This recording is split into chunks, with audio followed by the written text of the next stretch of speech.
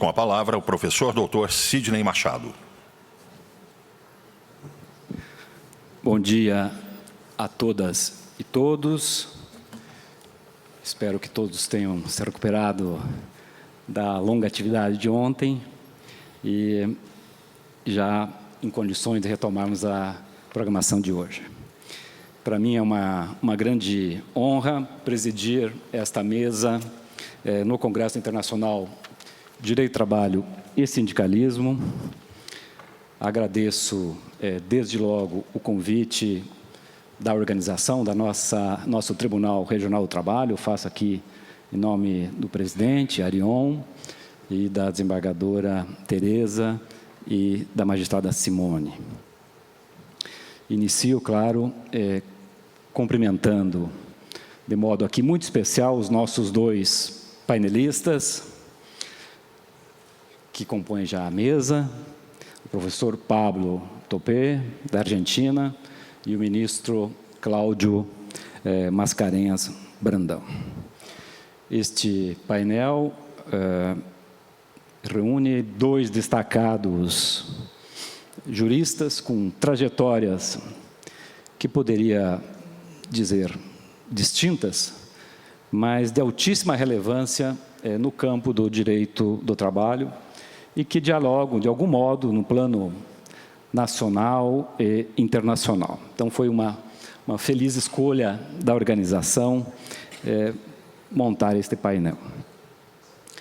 Como uma pequena nota, breve nota, dos temas que nós vamos tratar aqui, eu gostaria de destacar que talvez essa mesa ofereça uma oportunidade rara, qualificada, de uma reflexão em um contexto que o direito do trabalho e o sindicalismo voltam a ocupar o centro das disputas, diria, institucionais mesmo, bastante relevantes. E isso se dá, nós estamos acompanhando, e os debates de ontem demonstraram, em diversos planos. Planos do legislativo, do plano do papel das cortes, dos tribunais, e também das reconfigurações que estão por trás das relações de trabalho, sobretudo as relações coletivas, que é o tema deste painel. A meu modo de ver, esse movimento não é apenas conjuntural, ele revela uma transformação mais profunda na forma que o trabalho vem sendo hoje regulado. De um lado, nós constatamos ainda as pressões por mais flexibilização e, de outro, a necessidade crescente de recompor as garantias do trabalho. Garantias básicas, é verdade. Nesse cenário, as decisões deixam de ser concentradas em um espaço único de produção legislativa e se difundem por vários espaços, por parlamentos, espaços legislativos, ambientes internacionais. Então, talvez o desafio hoje é compreender de modo mais qualificado esses diferentes planos hoje de produção do direito do trabalho, que se deslocam muito. A Argentina, como todos nós sabemos, vamos ter a oportunidade aqui de ouvir certamente do professor Pablo, vive uma reforma legislativa, está num plano legislativo. E o Brasil, um debate muito grande do papel ou dos limites do papel das nossas cortes. Enfim, teremos duas exposições que vão, talvez, iluminar esse cenário tão difícil, tão desafiante e que estão conectadas, e é o papel deste congresso. Sem mais delongas, então, vamos iniciar primeiro com a apresentação do professor Pablo Topé, que tenho a satisfação de fazer uma breve descrição aqui do seu denso currículo. Gostaria de destacar que o professor Pablo Topé também é advogado, ocupa hoje a destacada posição de professor titular de cátedra da Universidade de Buenos Aires, ocupa a cátedra que pertencia a Adrián Goldin, professor Adrián Goldin, hoje aposentado, O professor Topé possui uma trajetória acadêmica e profissional amplamente reconhecida, não só na Argentina, mas na América Latina, e eu diria em outros espaços europeus também. Foi diretor nacional de Relações Trabalhistas na Argentina, foi membro do grupo de peritos de liberdade sindical, ou presidiu a comissão de normas da OIT, o que revela a sua inserção nos debates internacionais mais relevantes nessa área. A sua produção acadêmica, aqui vou apenas sublinhar, reflete uma abordagem bastante crítica, institucionalmente comprometida com os fundamentos do direito do trabalho.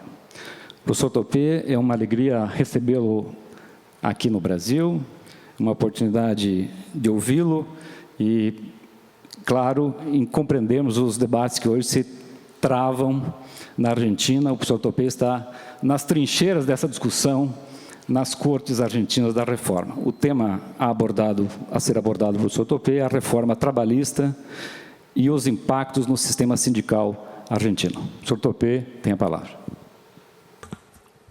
¿Me escuchan? Ahí está. Bueno, buenos días a todos y a todas. Es para mí muy grato compartir una sesión académica en este ámbito. Quería primero agradecer al doctor Mazurkiewicz por la invitación, a la doctora Godal, al doctor Godinho por compartir esta actividad. Es un honor y un placer para mí. A Sandro Lunard, un gusto también estar contigo en esta actividad. Y muy especialmente a Simone Galán, que me ha tenido muchísima paciencia y ha sido muy, muy amable.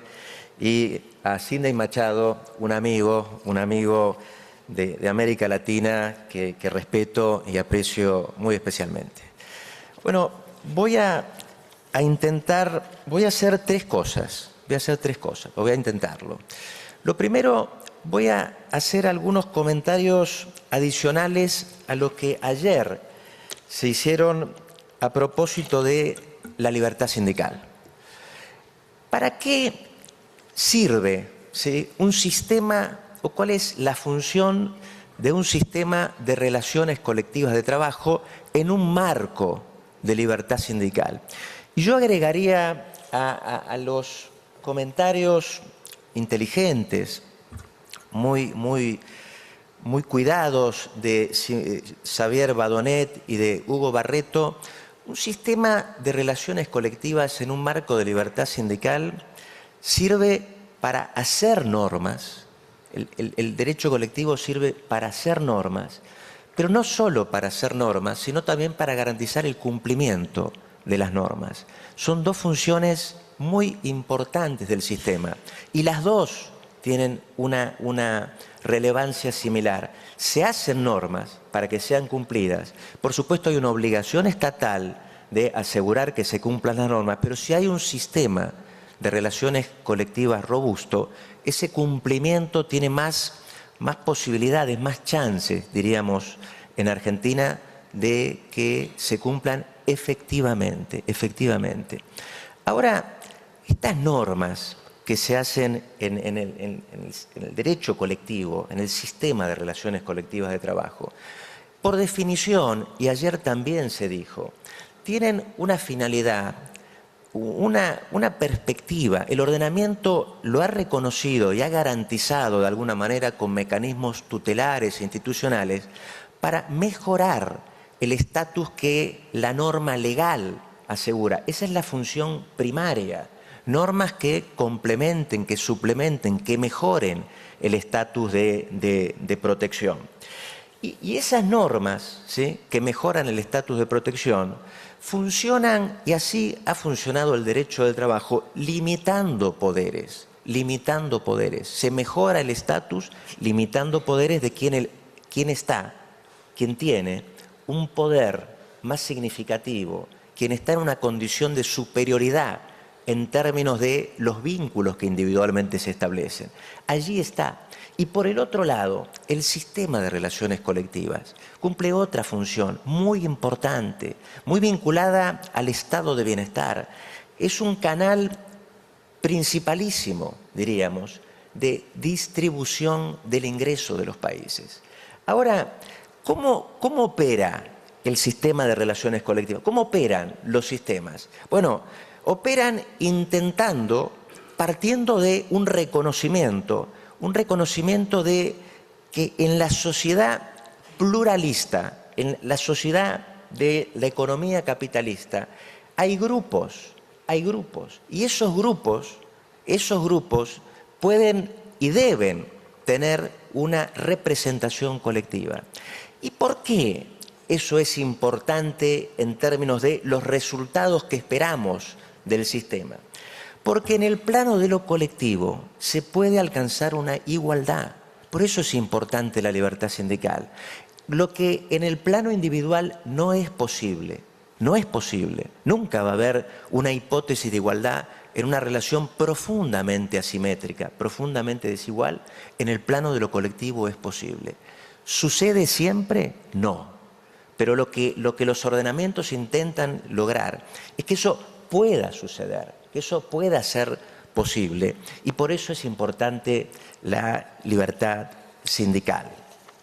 Ahora, me pidieron que hiciera de alguna manera una apreciación, una introducción, podríamos decir, de qué es lo que está sucediendo en mi país, en Argentina. Y tengo para mí que lo que está sucediendo en mi país, en Argentina, puede ser una experiencia de provecho, para quienes están en América Latina, por cierto, atravesando experiencias o ante contextos políticos que pueden asegurar un intento de replicar parte de lo que se ha hecho, porque hay que decirlo, es lo que se ha hecho en mi país hace muy pocas semanas. Pero para que esto sea interesante para ustedes, me pareció que yo debía hacer una pequeña semblanza de cómo era nuestro sistema, cómo era nuestro sistema antes de esta ley, en términos legales, en términos normativos, pero también en la práctica, cómo se había configurado nuestro sistema en nuestro país. Adelanto que un sistema, desde mi perspectiva, de relaciones colectivas profundo, robusto, es aquel que efectivamente genera las condiciones de una representación colectiva con capacidad, diría Máximo D'Antona, de producir un resultado útil en un contexto desigual. Un sistema que permite que un sujeto colectivo tenga posibilidad de alcanzar un resultado concreto, efectivo, positivo, en un contexto desigual. Y Antona decía hostil, hasta hostil. Bueno, ¿cómo era nuestro país? Yo tuviera que decir cómo eran esas notas de lo que en Argentina se ha denominado el modelo sindical argentino. Voy a exponerlo en esquema, solamente para que podamos tener la foto sobre la cual se proyectan estos cambios. Lo primero, como sucede en América Latina, el sistema de relaciones colectivas es profundamente reglamentado. Hay ley.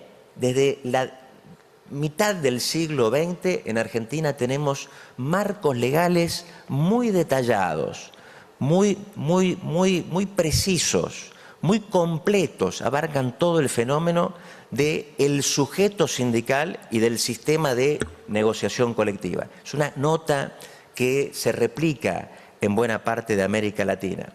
Los sindicatos en Argentina son asociaciones de derecho privado, tienen personalidad jurídica y por lo tanto allí comparten, ¿sí?, en el modo de organizarse jurídicamente la forma que tienen las personas jurídicas del sector privado. Ahora, ¿Qué es lo que distingue nuestro sistema? Y acá creo que puede haber algunas notas que pueden aproximar al sistema brasilero. En Argentina, la representación del interés colectivo está habilitada, está reconocida para un solo sindicato. En una hipótesis de pluralidad sindical, para representar una categoría, un grupo profesional, nuestro sistema exige identificar al sindicato más representativo. Y ese sindicato más representativo asume la representación del interés colectivo de toda la categoría profesional, de toda la categoría, de todo el grupo. ¿Por qué? ¿Por qué Argentina tomó esta posición jurídica, luego convalidada en la práctica de los actores sociales? Por una cuestión que parece elemental. Ayer Xavier Badonet de alguna manera adelantaba algo de este criterio. Esa igualdad que en el plano de lo colectivo es posible, bueno, es mucho más eficaz si en ese universo de relaciones económicas la representación colectiva es lo más amplia que por definición pueda ser. Por eso, en nuestro sistema, esto que le llamamos personería gremial, que no es ni más ni menos que la identificación del sindicato más representativo en terminología de la OIT, ha sido una característica central, caracterizante de nuestro sistema. Lo segundo, y muy asociado a esta característica, el tipo de sindicato, el tipo de organización sindical que el propio ordenamiento ha estimulado, ha promocionado y, ¿por qué no decir, convalidando unas señas de identidad previas a su convalidación legal? Es el sindicato de rama de actividad, lo que en ciencia y en doctrina se llama sindicato vertical, pero con un agregado más que para Argentina es muy importante y ustedes van a saber entenderlo. Es un sindicato de rama de actividad el que ha privilegiado, fomentado, estimulado el ordenamiento legal de nuestro país, pero además de ámbito de actuación territorial extendido, en general en toda la República Argentina. ¿Por qué estos dos datos son importantes? Porque nuestro sistema, el sistema de Argentina, partió de una idea, de un punto de llegada, ¿Qué es lo que quisieron hacer los que diseñaron ese marco legal? Lo que querían era garantizar un principio muy caro al derecho sindical, la solidaridad. Pensaban que promocionando esta estructura de unidad de representación y de sindicato vertical con ámbito de actuación territorial en toda la República Argentina, se iba a garantizar, como se hizo en nuestro país, que cualquier trabajador o trabajadora, con independencia del lugar geográfico en que prestara sus tareas y con independencia de la dimensión del establecimiento, iba a tener una norma igual, absolutamente igual de protección. Bueno, a esto se agrega una característica que hoy podríamos decir ya no era tan homogénea, ¿sí?, que tenía algunas fracturas: concentración sindical. Argentina hasta el año 92 tuvo una sola central sindical. Ayer hablábamos acá de la pluralidad de centrales sindicales. En nuestro país nosotros teníamos una estructura piramidal, podríamos decir. Arriba, como representación de clase, ya no de una categoría particular, de la clase obrera como conjunto socioeconómico de la estructura productiva, teníamos una sola central sindical, la Confederación General de Trabajo. Ahora tenemos 3 centrales sindicales, pero la preeminencia sigue siendo de la Confederación General del Trabajo. Una alta tasa de afiliación. En la Argentina los sindicatos tienen hay mucha densidad sindical, más del 50% y en algunos sectores hasta el 90%. Eso es una característica bien amplia. Amplitud de fines. Un profesor en Argentina decía, si hay algo que caracteriza al sindicalismo argentino, puede ser lo que no es un sindicato que se limite a negociar los salarios, las remuneraciones. Él le llamaba un sindicato de pan y manteca. Decía, no, el sindicalismo argentino se ha autopercibido y ha llevado adelante la acción sindical, la acción colectiva, como una organización que no se limita a mejorar la vida de las personas en el trabajo, sino de la vida de las personas en general. Y esa percepción y esa actividad desplegada es lo que de alguna manera también caracteriza el sistema sindical argentino, porque en Argentina la salud de las personas que trabajan está a cargo de obras sociales que manejan los sindicatos. Los sindicatos tienen centros recreativos, los sindicatos tienen mutuales que promocionan, habilitan el acceso a ciertos bienes. Los sindicatos tienen formación profesional, formación más amplia, educación. Algunos tienen universidades, centros de formación. Y, bueno, como digo, el sindicato ese que se proyecta en general trascendiendo, ¿sí?, el ámbito sociolaboral. Participación política. Participación política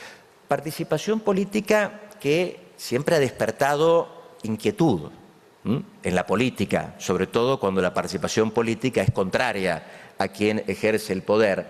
Un tema siempre polémico, el de la participación política, en la OIT mereció una resolución temprana, en 1952, sobre la independencia del movimiento sindical y la participación política. En Argentina ha estado muy asociada a un partido político, pero siempre ha reclamado, bueno, digo siempre, me corrijo, en las últimas 5 décadas ha reclamado o ha indicado, y creo que de alguna manera se ha conducido de ese modo, una autonomía de la política. Pero siempre ha tenido una participación, apoyando candidatos, proporcionando candidatos. El movimiento obrero hace 2 décadas tenía una representación sindical, por supuesto, mediada por la incorporación de un partido político, pero desde una perspectiva sindical, característica de nuestro país. Representación en la empresa. Si hay algo que caracteriza al sistema argentino, y esto lo emparenta con los sistemas europeos, aunque con una distinción, es que en Argentina, tempranamente, desde hace 70 años, el sindicato no solo opera desde fuera del centro productivo, sino que opera también desde dentro. Hay comisiones internas.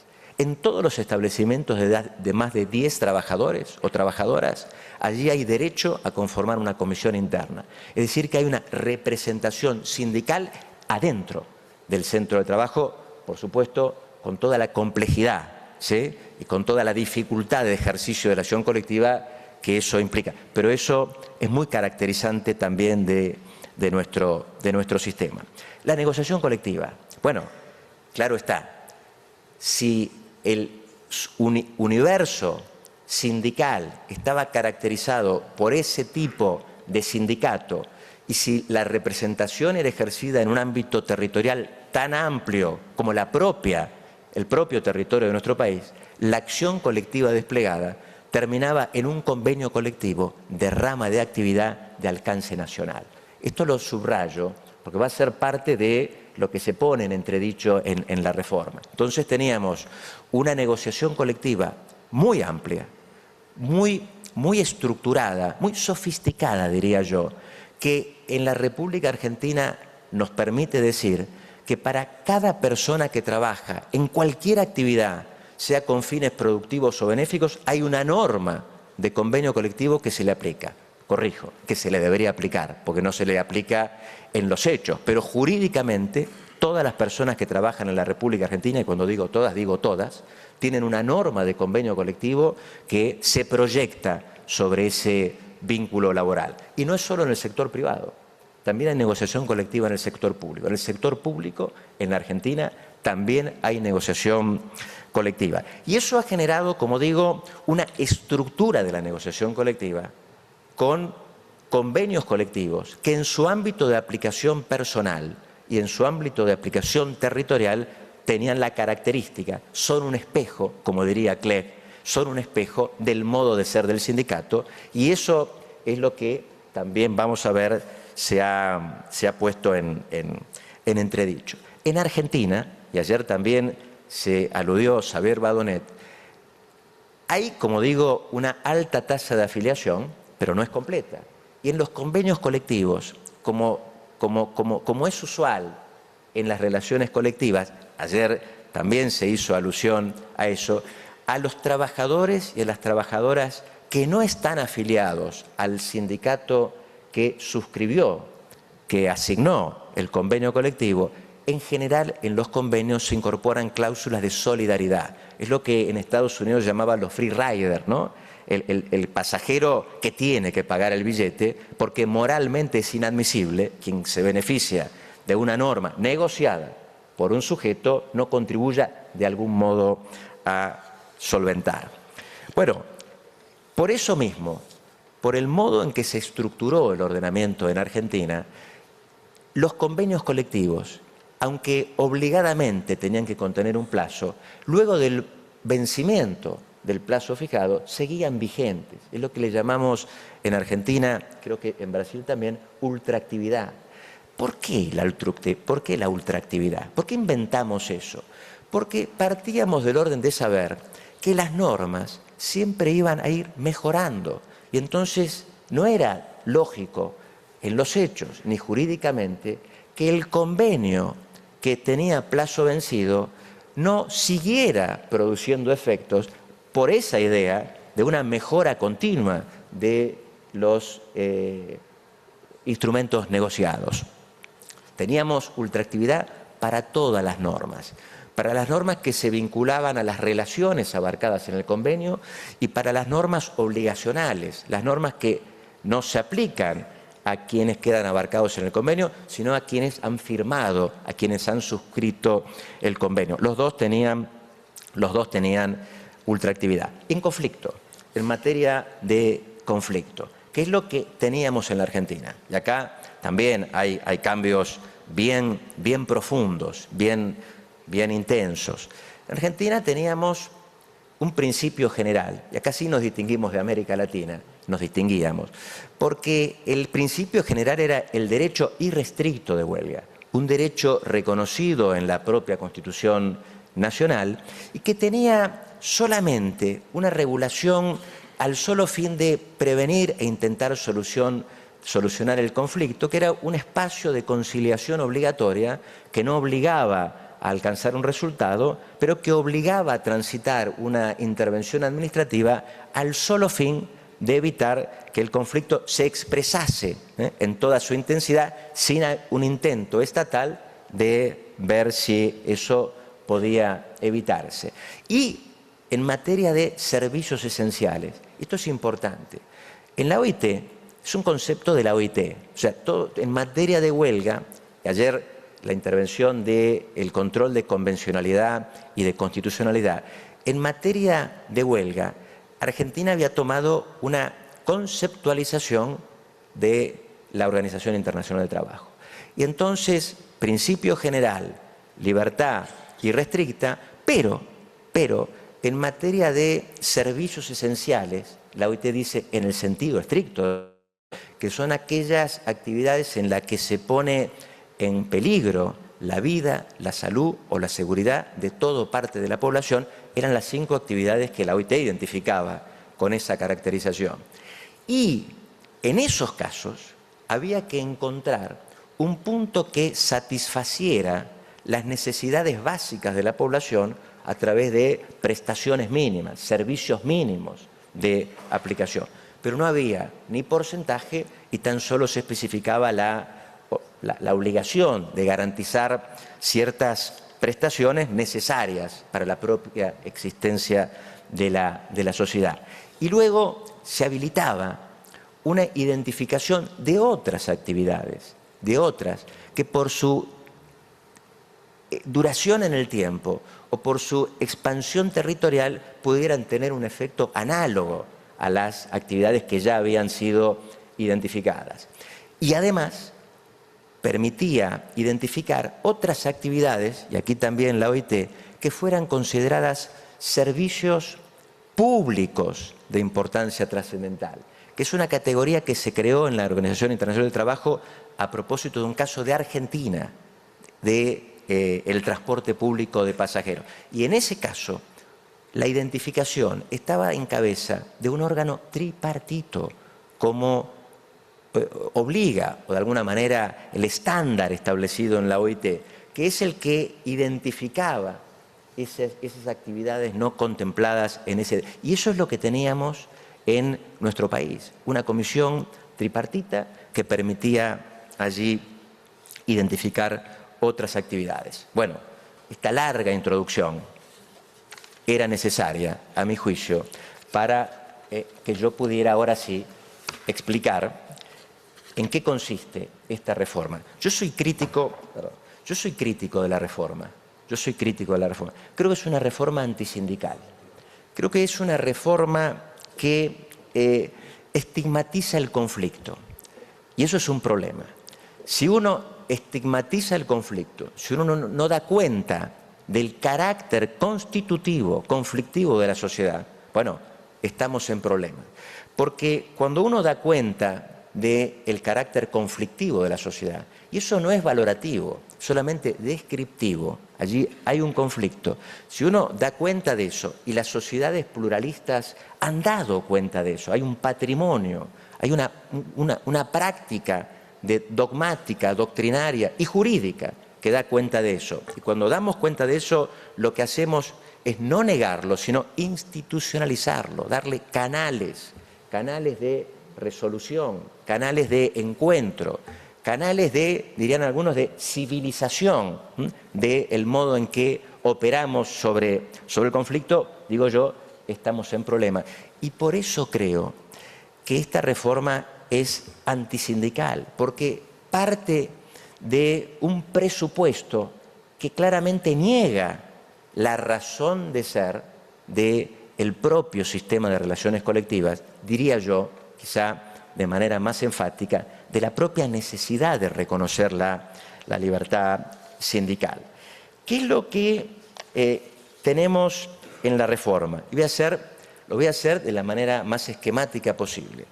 Les decía que en el sistema anterior, ayer no más, nosotros privilegiábamos, el ordenamiento privilegiaba, y los actores habían acompañado esa práctica, ese sindicato fuerte, ese sindicato vertical que es la expresión más sofisticada, ¿sí?, de los sistemas de organización sindical. En América Latina, salvo en Brasil, en Uruguay y en Argentina, prevalece el sindicato de empresa. ¿Y cuál es el problema del sindicato de empresa? Que el poder de conflicto es muy menguado, es muy reducido. Y cuando el poder de conflicto es reducido, el resultado de la acción colectiva desplegada también es reducida. Allí donde se puede desplegar, porque el sindicato de empresa no garantiza que haya una acción colectiva que pueda alcanzar un resultado. Recuerden lo que decía yo de Máximo D'Antona, ¿no? Es alguien que puede llevar adelante una actividad y que puede obtener un resultado eficaz en un ambiente hostil. Bueno, por definición, el sindicato de empresa tiene muchísimos problemas para alcanzar ese resultado. Bueno, la ley privilegia al sindicato de empresa. Genera unas condiciones de reconocimiento de esa caracterización jurídica de unidad de representación del interés colectivo que estimula el sindicato de empresa, que por cierto, cuando yo decía que el ordenamiento estimulaba el sindicato de rama de actividad, yo podría complementar, desestimulaba la creación de sindicatos de empresa, generaba más límites, más requisitos, más dificultad práctica y jurídica para obtener esa representación. Y por lo tanto, esa preeminencia, ese enfoque valioso del sindicato de empresa, de alguna manera intenta desestructurar el modo en que nos organizábamos del principio de organización sindical piramidal de concentración. Bueno, el sindicato es una persona jurídica y los sindicatos llevan adelante su actividad con representantes sindicales.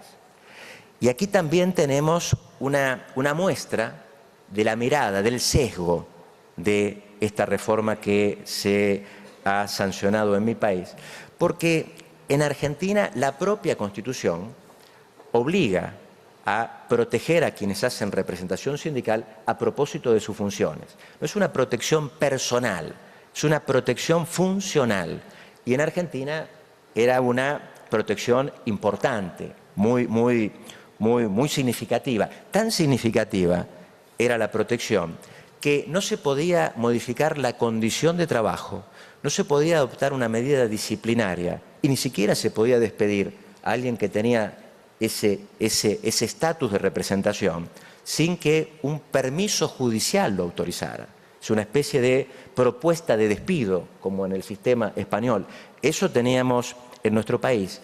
Y la violación de esas garantías, o esos límites, o esos requerimientos, daba derecho a las personas que tenían ese estatus de protección a reclamar y en Argentina obtener, porque eso en la práctica así sucedía, el reingreso o la recuperación de la condición de trabajo no respetada. Bueno, aquí también tenemos un profundo cambio en varios ámbitos. Lo primero, el universo protegido.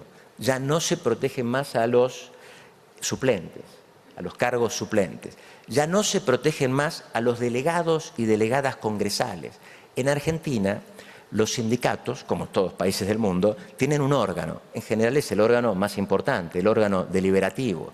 Y esos órganos deliberativos, en las organizaciones complejas, se constituyen con delegados, son con personas elegidas para constituir el órgano electoral. Y son muy importantes, porque tienen muchísimas facultades y en algunos casos facultades electorales. No se los protege más. Se los protege en un número, la ley pone, solamente 2 en empresas grandes, 1 en empresas pequeñas, y solamente se los protege durante el tiempo en que ejerzan esa representación. 3, 4, 5 días, una semana a lo sumo. Entonces, aquí también, en materia de protección, la ley exhibe esa orientación, a mi juicio, como digo, antisindical, por el modo, ¿sí?, en que ahora se menoscaba el estatus de protección que tenía el sistema anteriormente. El patrimonio de los sindicatos. No hay asociación jurídica sin patrimonio. Patrimonio es uno de los atributos de la persona humana y también de la persona jurídica. Y el patrimonio, claro, está muy asociado a la actividad que puede desplegar una organización.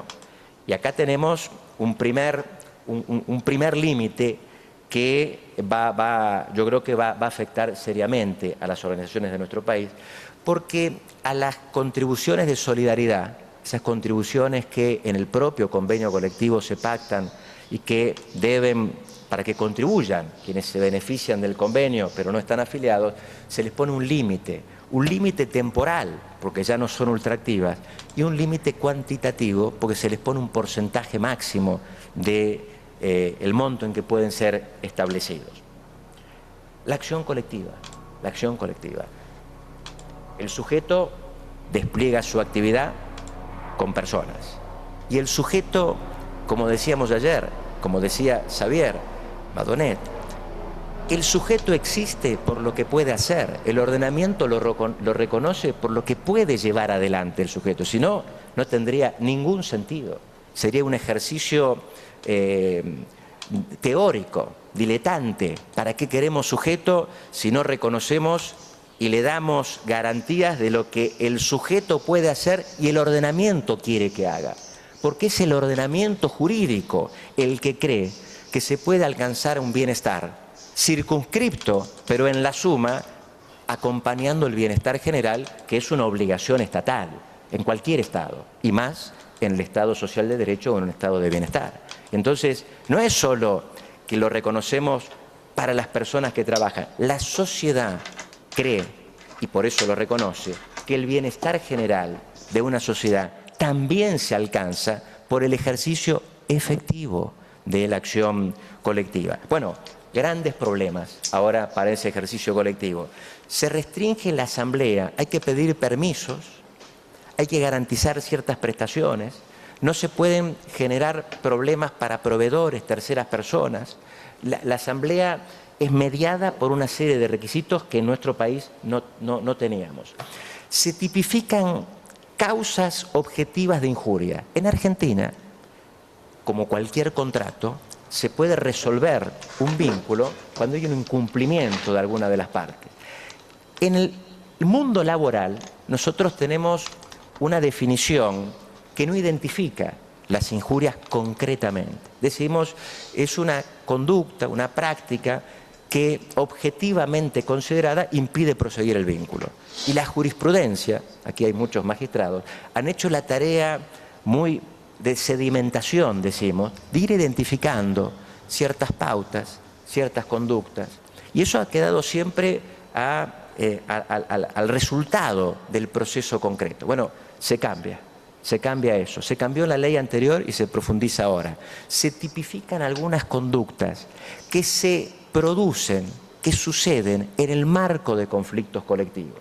Por supuesto, no es para... la actividad sindical no implica una patente de corso, no es que no pueda haber delitos en el ámbito o en ocasión de una acción colectiva, pero cuando se identifican ciertas prácticas, se está enviando una señal a los tribunales y a la propia comunidad y a los propios representantes sindicales que ven allí tipificada, con la imprecisión que siempre tiene una enumeración, una identificación jurídica, ciertas prácticas, y se establecen prácticas desleales. Este es un invento de los Estados Unidos que la Argentina tomó en su versión primaria. Las prácticas desleales, que son prácticas contrarias a la ética de las relaciones de trabajo, en Argentina hasta ayer eran prácticas que solo podían tener como sujeto activo a un empleador o una representación colectiva de los empleadores. Se la bilateraliza. Ahora tenemos prácticas desleales que también pueden ser efectuadas por sindicatos o trabajadores. La negociación colectiva. Bueno, y aquí está, yo creo, el destino final del que proyectó esta norma. Como quiero que sea la estructura de la relación colectiva. Para eso, lo primero que se hizo es promover el sindicato de empresa. Como digo, nunca la acción es más extensa del ámbito de representación del sujeto. Nunca la representación, la acción que uno puede desplegar, es más ámbito que la propia representación que uno tiene. Si la representación y el ámbito es de empresa, la acción colectiva desplegada terminará eventualmente en un producto normativo o en una solución circunscripta a ese universo. Bueno, aquí está. ¿Qué es lo que hace el ordenamiento? ¿Cómo teníamos el sistema anterior? Rama de actividad, alcance nacional. El ordenamiento lo cambia. Dice, no. Vamos ahora a permitir que cualquier sujeto que quiere negociar tenga derecho a que la contraparte se siente. Y en los ámbitos de negociación que no sean amplios, el sujeto de negociación no va a ser el sujeto de rama de actividad nacional, sino el sujeto local. Se desestructura, se descompagina todo el sistema de relación colectiva con esta definición. Ayer Xavier lo decía, Xavier Badonet, le decía, ¿quién tiene que definir el nivel, el ámbito de la negociación? ¿Lo tiene que hacer la ley? Bueno, no debería. Eso debería estar en el plano de la autonomía colectiva. Son las propias partes, y es lógico que sea así, las que tienen que definir. Porque cuando lo hace el legislador, invade el espacio de autonomía. Y en general, por malas razones, porque quiere generar un resultado. Esa definición del legislador, nueva definición del legislador, es lo que va a permitir que haya en Argentina, nosotros tenemos 1.000 convenios colectivos, 1.000. Y los sindicatos que son 3.000, pero los que negocian 200, bueno, vamos a tener ahora 10.000 convenios colectivos y los sindicatos que negocian van a ser 10.000 sindicatos que negocian. Con lo cual se desestructura. Y toda la idea de la solidaridad de cierta homogeneidad en el nivel de prestaciones, se va a ver absolutamente desarmada, desarticulada. Pero siempre hay que tomar un reaseguro. El legislador siempre toma un reaseguro para que lo que quiera hacer se haga. ¿Y cuál es el reaseguro? Y también lo mencionaba Xavier Badonet. Él decía, ¿qué ocurre con las concurrencias conflictivas de convenios colectivos? Concurrencias por contradicción, por divergencia, pero concurrencias conflictivas. ¿Cuál prevalece? ¿Son mecanismos de solución de normas que conviven o normas que se suceden? Bueno, antes el ordenamiento decía, si hay dos normas que se aplican a un mismo tipo de relación, la que prevalece es la de ámbito mayor, que es lógico, porque seguramente la de ámbito mayor es el resultado de la expresión del poder de conflicto en su máxima intensidad. Bueno, lo cambiamos, el mundo al revés. En Argentina ahora la que prevalece es la norma de ámbito menor. Y en materia de articulación, es lógico que la articulación tiene que venir de arriba para abajo. Es la norma más amplia la que dice, como ayer explicaba Xavier Badonet, bueno, este tema lo negocio yo y esto que es mejor y quizá es de provecho porque es algo bien propio de una unidad productiva, lo negociás vos. Bueno, acá cambiamos. La unidad de ámbito menor le puede decir a la de ámbito mayor qué puede negociar. Bueno, aquí entonces tenemos la muestra más cabal de la intencionalidad, de la finalidad de este ordenamiento. Pero hay algo más. En Argentina, los convenios colectivos tienen efecto general, alcance general. Es decir, que el convenio colectivo que ha sido negociado por un sindicato, unidad de representación del interés colectivo, con una cámara o un grupo de empleadores a los que se considera con aptitud para representar a toda la categoría económica, ese convenio colectivo se aplica a todas las empresas y a todas las personas que trabajen con independencia de un vínculo asociativo con las cámaras de representación o con el sindicato. Le llamamos a eso efecto general. Bueno, ¿y cómo logramos que eso tenga capacidad de ser aplicado? Con un acto estatal. Se le llama homologación. Es un acto estatal que dice, este convenio no violenta normas de orden público, por lo tanto, lo deben aplicar todos. Y se ha considerado, tengo 50 minutos, ¿no? Voy tratando de ordenarme. Muy bien, es como un partido de tenis, ¿no? Está ahí la hora. Ese acto estatal, cuando se ha dictado, bueno, ya priva a la propia autoridad estatal de intervenir en ese convenio que tiene efecto general producto de su propio acto. Y la OIT así lo considera también, porque si yo intervengo en un resultado de la autonomía colectiva, si yo intervengo desde fuera, estoy afectando la autonomía colectiva, porque estoy privando de efectos o sustituyendo o modificando los efectos de algo que ya es una norma formal del ordenamiento jurídico. Y solamente lo podría hacer un tribunal, un magistrado, un juez, una jueza. Bueno, acá cambiamos. Ahora la autoridad administrativa puede deshomologar convenios a pedido de cualquiera de las partes, inclusive ni siquiera los signatarios, el secretario de trabajo, la secretaria, si en algún momento es mujer, puede deshomologar un convenio, puede privar de efectos un convenio vigente en la República Argentina. Derecho de huelga. Acá también tenemos un cambio muy radical. Como les decía, principio general, todas las actividades pueden llevar adelante la huelga, excepcionalmente se la puede restringir con la obligación de prestar servicio mínimo. Bueno, cambia. Y acá cambia malversando, ¿sí?, diría yo, la terminología de la OIT. Porque ahora ya no vamos a definir cuál es el porcentaje y quiénes van a llevar adelante las prestaciones. Ahora la ley dice, en los servicios esenciales deben garantizarse por lo menos el 75% de las prestaciones. Y los servicios esenciales ya no son los 5, se agregan otros, se agregan otros. No los voy a leer porque no me va a dar el tiempo, pero se agregan otros solamente para la educación secundaria, se agrega la recolección de residuos, el transporte de caudal, los servicios privados de seguridad y custodia. Pero fíjense ustedes, lo que antes era a establecer, ahora como mínimo el 75%. Lo que antes se correspondía con la OIT, ahora se ensancha. Y donde aparece la parte más severa, diría yo, en materia de huelga, es con los servicios públicos de importancia trascendental. Porque aquí hay una especie de estafa, como diríamos, terminológica.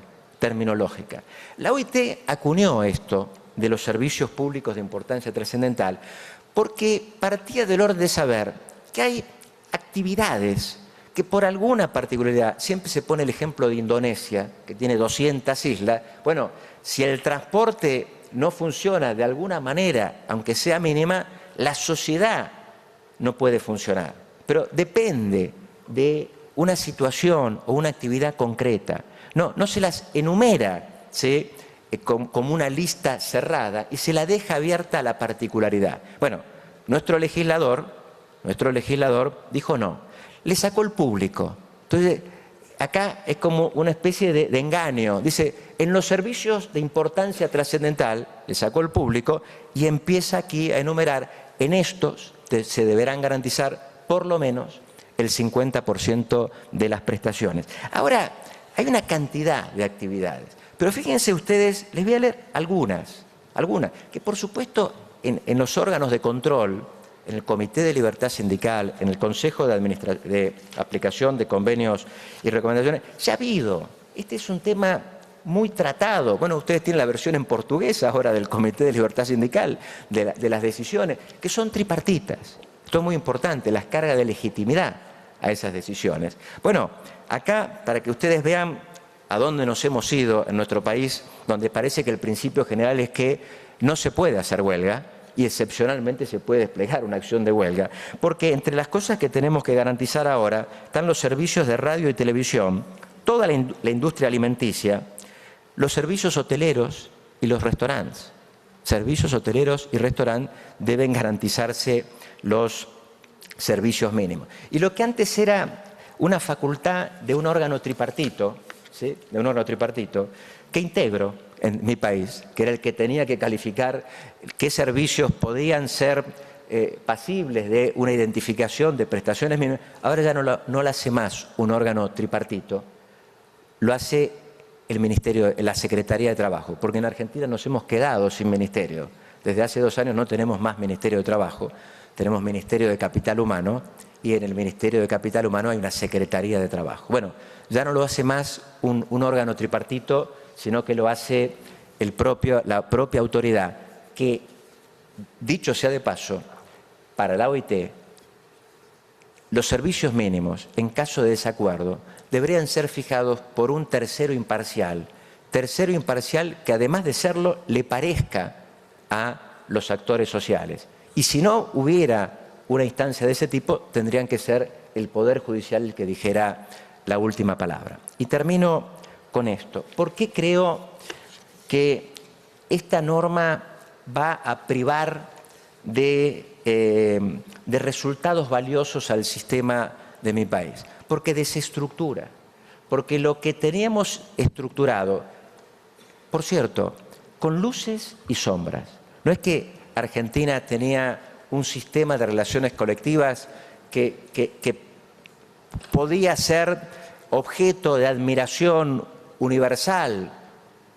Yo no lo digo, no digo eso, pero fue un sistema que nos permitió tener representación colectiva, igualdad, en un plano en que en las relaciones laborales es poco frecuente alcanzar, que nos permitió tener convenios colectivos para todas las actividades y que nos permitió tener una representación de clase obrera con capacidad de interactuar, de mediar en las decisiones políticas, porque el sindicato también en el siglo XX es un sujeto que participa del debate político, por supuesto, vinculado al mundo del trabajo o con las cuestiones que al mundo del trabajo se refieren. Bueno, parezco suizo, pero soy argentino porque he terminado exactamente en el tiempo que se me ha asignado. Muchísimas gracias.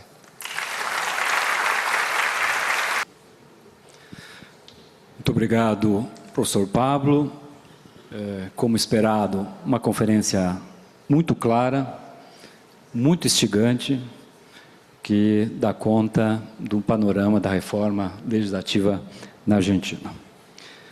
Bom, na sequência, teremos a honra de ouvir o ministro Cláudio Mascarenhas Brandão, ministro do Tribunal Superior do Trabalho. Peço permissão, ministro, para abreviar aqui o seu longo currículo, e que aqui é uma deferência, porque o senhor é muito conhecido entre nós também. Mas gostaria, claro, de registrar que o ministro possui, como sabemos, uma formação acadêmica bastante sólida também, possui mestrado na Universidade Federal da Bahia, nossa Bahia, e doutorado em Ciências Jurídicas pela Universidade Autônoma de Lisboa. E no TST, com uma atuação muito destacada, ao lado do ministro que aqui nos acompanha, Maurício Godinho.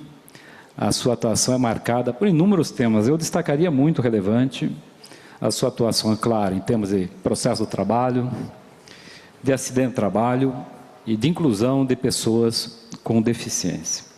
Além de muitas reflexões sobre o processo eletrônico, que nós temos aprendido muito com as suas produções, os seus alentados votos, né? São votos que têm produzido uma doutrina. Bom, o ministro vai tratar de um tema que é a reclamação constitucional da perspectiva dos temas individuais e coletivos trabalhistas. Ou seja, ouvimos um debate sobre a questão legislativa e agora um pouco, talvez, do papel ou dos limites das cortes. Ministro Cláudio Brandão, muito obrigado pela sua presença e tem a palavra. Falo fora do microfone para identificar de onde falo. Estamos no tribunal que promove a inclusão de pessoas com deficiência. Faço minha autodescrição. Sou baiano, com muito orgulho, nordestino. Tenho 1,65 m, estou usando um paletó azul, tenho poucos cabelos brancos, camisa em tons de azul mais claro e gravata vermelha. Cumprimentando a ilustre mesa. O professor Pablo nos trouxe aqui uma reflexão muito importante e nos deixou aqui, professor, apreensivos, porque já se fala no Brasil, vozes do parlamento brasileiro, na adoção, quem sabe, do modelo argentino de reforma trabalhista, porque a feita no Brasil em 2017 não foi suficiente para atender determinados interesses das categorias que ocupam espaço no parlamento brasileiro. E se o senhor nos trouxe essa reflexão, na minha compreensão, de verdadeiro desastre no ambiente das ações coletivas, da atuação sindical, da liberdade sindical e até mesmo, por que não, direitos individuais, fiquei eu com inveja quando o senhor nos disse que na Argentina todo trabalhador está vinculado a uma norma coletiva.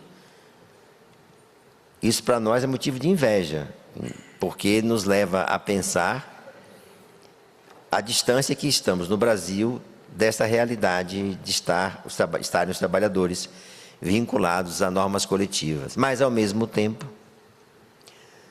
nos deixa preocupados pelos destinos da Argentina com a fragmentação do movimento sindical, da atuação sindical. E que bom, professor Sandro, que estamos aqui no auditório com dirigentes sindicais.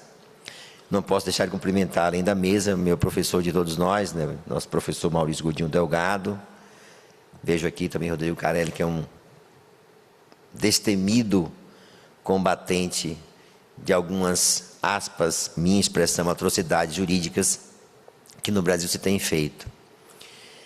E interessante ressaltar que esse painel, até como o professor Sidney falou há pouco, nós temos duas vertentes diferentes. De um lado, como se promove ou se tenta fazer a reforma pela via legislativa, experiência que vivemos nós em 2017, mas ao mesmo tempo, falo eu, de uma outra reforma, que a meu sentir começou silenciosa, discreta, imperceptível para alguns, mas que promove um verdadeiro desastre no Brasil contemporâneo, no que toca à proteção dos direitos sociais.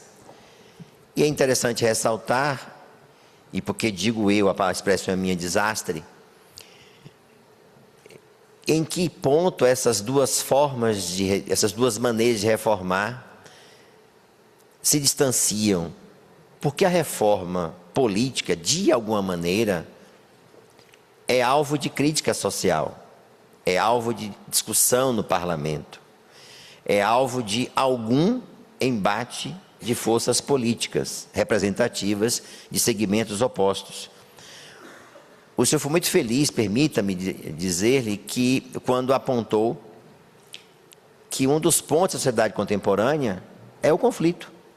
É natural ver sociedade que haja conflitos. Mas a existência do conflito em sociedade não significa marginalizar no sentido de desqualificar esse conflito como algo negativo. Ao contrário, é do conflito que surgem os consensos possíveis. Mas dizia eu que no parlamento brasileiro e no parlamento argentino, de alguma maneira, algum embate ocorreu. Mas a reforma que está em andamento no Brasil, ela ocorre num cenário em que a crítica social não tem acesso, que é no âmbito do Poder Judiciário brasileiro, mais precisamente no âmbito do Supremo Tribunal Federal. E aqui, para que não haja nenhuma dúvida, invoco em meu benefício o que a LOMAN me permite em tecer críticas acadêmicas à atuação da Suprema Corte Brasileira, para que não paire nenhuma dúvida de que, como magistrado que sou, estou vinculado e cumpro religiosamente e fielmente as decisões vinculantes da Suprema Corte Brasileira. Mas como acadêmico que sou, me permito, neste ambiente de academia, lançar críticas sobre a atuação no plano da jurisprudência do Supremo Tribunal Federal. E mostrarei isto. Portanto, não falarei de algo que não tenha como demonstrar essa minha percepção do ponto de vista acadêmico. E por isso, eu gostaria muito que o senhor não fosse a nossa voz amanhã, em dizer que estaríamos com saudades da reforma brasileira de 2017. E eu quero deixar isso muito claro, porque me parece importante demonstrar. A minha fala eu vou dividir em 3 enfoques. Os aspectos gerais da reclamação trabalhista, da reclamação constitucional, assim chamada, para nos situarmos no plano desta ação específica, até em atenção a quem não é da área jurídica mais diretamente, movimento sindical, e até os estudantes que aqui estão. O professor Sandro Lunardi trouxe a sua turma de prática processual trabalhista e vai cobrar em sala, já me disse, algo sobre a palestra de hoje, então se preparem. Certamente terão muito a aprender com o professor argentino, como aprendemos todos. Aspectos gerais da reclamação, as suas peculiaridades e dados de realidade. E eu fiquei a pensar o que passou na cabeça do legislador brasileiro quando pensou na reclamação constitucional. Certamente, quem redigiu o projeto de lei do Código de 2015, processo civil, quem apresentou a justificativa, estou aqui me situando, me transportando para o lugar daquela pessoa que estava ao computador, escrevendo os dispositivos que regulamentariam esta nova ação, que já havia no Brasil no plano constitucional, restrita a 2 hipóteses singulares, mas pensou essa pessoa, estou aqui me transportando no tempo e no espaço, para aquele momento, em que alguém, sentado ao computador, à mesa no computador, ao computador, escrevendo as 3 hipóteses do artigo 988 do Código de Processo Civil Brasileiro e a justificativa para isso. essa pessoa projetou-se no tempo para dizer o seguinte: não, esta ação vai ter esta finalidade. Mas, curiosamente, esta pessoa jamais imaginou, e eu digo sem sombra de dúvidas, jamais imaginou, por mais criativa que possa ter sido a sua percepção de reclamação, chegar onde chegou. Jamais. E hoje, a expressão é minha, esta ação tornou-se uma super ação, que serve para tudo, junto ao Supremo Tribunal Federal. E vou demonstrar. Portanto, nós podemos ver como uma ação específica consegue promover uma reforma que impacta no plano, veja, dos direitos sociais, nos planos dos direitos sociais, da macroeconomia, das finanças públicas, sem mudar uma linha na nossa Constituição brasileira.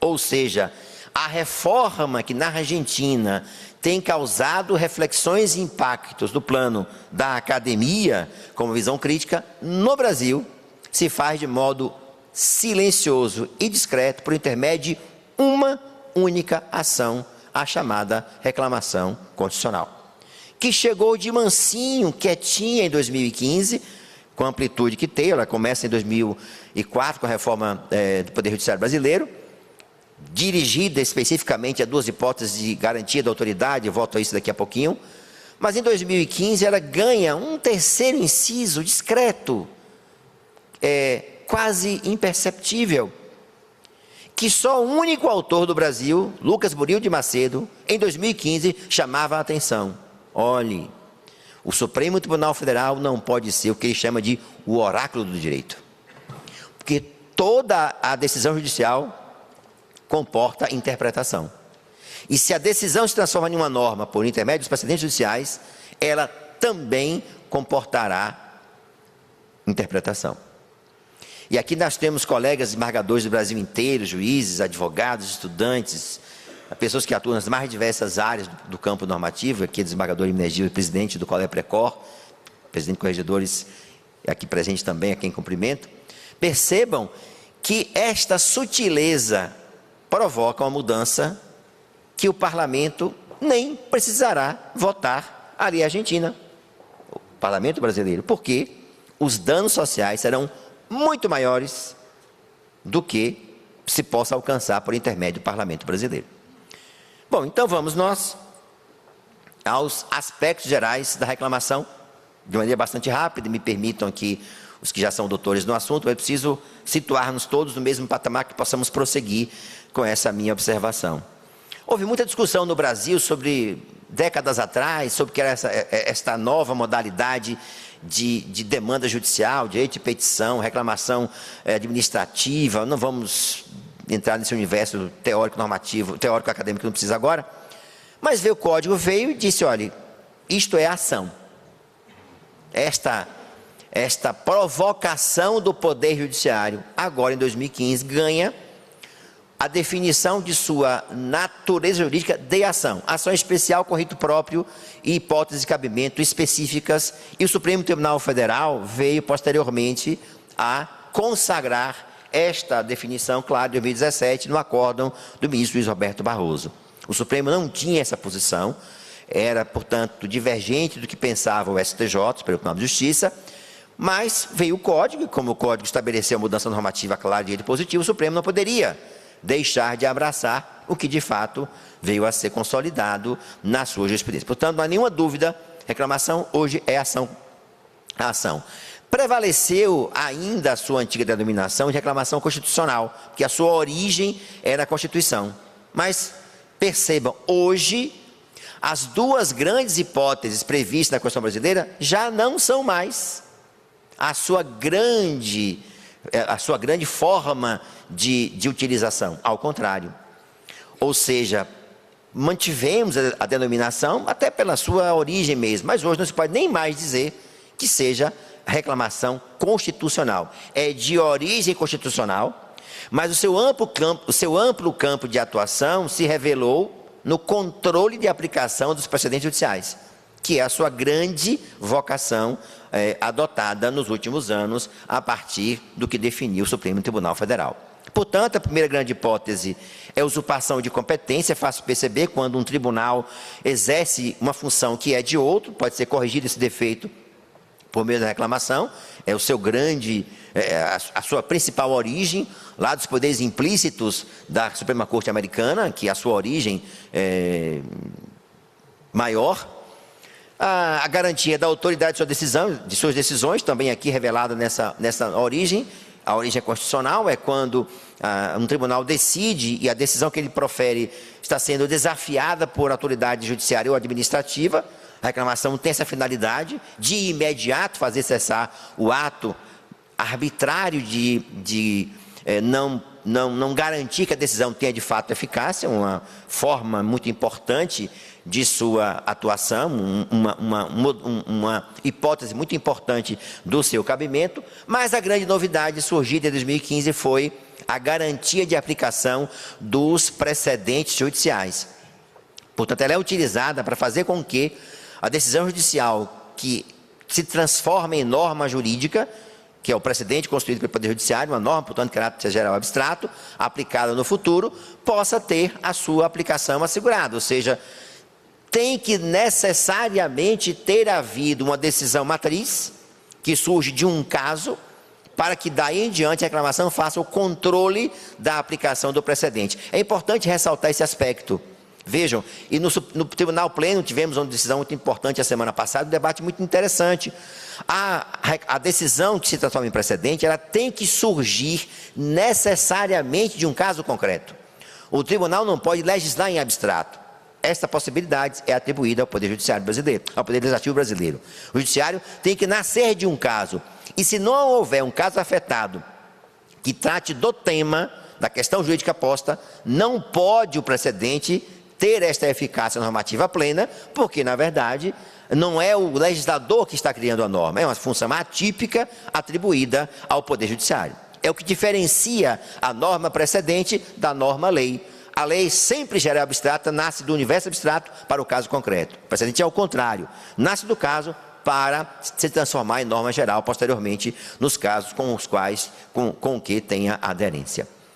Então, de maneira resumida, as grandes hipóteses de cabimento estão definidas no nosso CPC, mas eu quero destacar a última, que é a que nos interessa mais precisamente para que vamos falar adiante. Algumas peculiaridades importantes, é importante dizer, o Supremo Tribunal Federal, e hoje é direito positivado, exige que para chegar a reclamação ser ajuizada, é um pressuposto negativo do seu cabimento, é fundamental o que se chama de esgotamento das instâncias ordinárias. Nesta semana, no Tribunal Pleno, produzimos uma mudança importantíssima e corrigimos um equívoco que existia anteriormente, que era definir qual é o recurso cabível da decisão que aplica o precedente do Supremo Tribunal Federal em matéria trabalhista. Havia uma discussão sobre isso, eu falo um pouquinho mais adiante. Mas é importante ressaltar, e aqui transcrevo uma passagem de um voto do ministro Teori Zavascki, em que ele define o que é esgotamento das instâncias ordinárias. E diz, enquanto houver um recurso cabível, não pode chegar ao Supremo Tribunal Federal. E vejam, num juízo premonitório, que ele já o fizera, ele disse, o Supremo, se não exigir esse caminho, estará a usurpar competência, disse ele, do TSE, do STJ e do TST. Veja, professor Carelli, juízo premonitório do ministro falecido Teori Albino Zavascki. Não foi ele, senão a voz do futuro. Porque o que ele previra, de fato, veio a acontecer. Então, Lucas Brilho de Macedo, em 2015, já chamava atenção para esta amplitude de poderes atribuída pela norma aprovada em 2015 para o Supremo Tribunal Federal, professor. E, em 2016, o ministro Teori Zavascki já chamava atenção para a importância desse interprocedimental necessário para que a reclamação pudesse chegar ao Supremo Tribunal Federal. E aqui o Tribunal Pleno do TST decidiu claramente que é ele quem dará a palavra final no controle de precedente do Supremo Tribunal Federal, via agravo de instrumento para chegar ao recurso de vista ao TST. Porque é fácil perceber que em relação por exemplo, ao tema 1046, ficou em aberta a definição do que é o mínimo existencial, em que não pode haver negociação coletiva que suprime os direitos. E nós imaginávamos 24 tribunais brasileiros definindo o que é o mínimo existencial, geraria seguramente uma destacada insegurança jurídica. Imagine uma empresa que tem atuação em mais de um estado da federação, qual seria a norma aplicável aqui ou ali?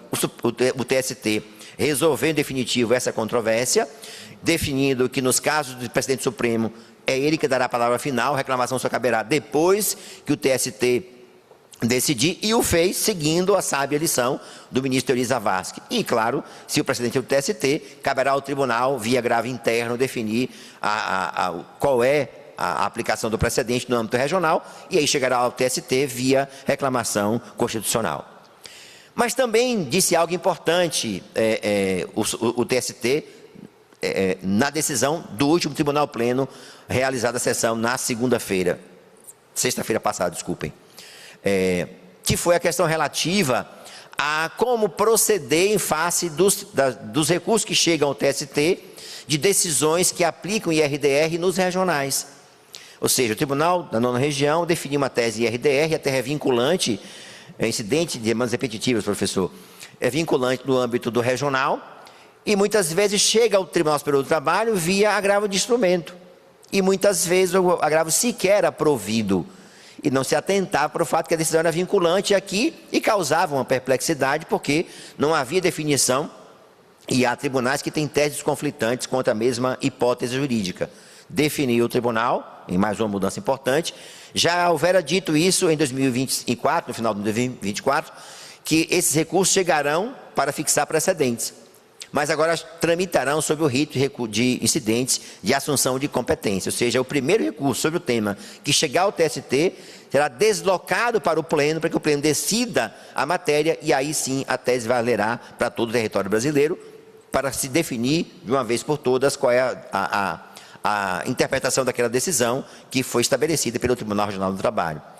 Antes não havia definição de qual rito procedimental deveria ser observado no sistema de precedentes junto ao TST, o que gerava a distribuição aleatória muitas vezes e gerava problemas de turmas do TST decidirem o mesmo recurso sem que houvesse a observância de que aquela tese ali era vinculante no regional, o que exigiria uma atuação qualificada do TST por competência atribuída ao Tribunal Pleno. Então isso foi definido também agora, decisão recentíssima, e isso resolverá de uma vez por todas qual o rito a ser observado nos recursos que chegarem ao TST, oriundos de decisões dos TRTs que aplicaram teses vinculantes no âmbito do respectivo regional.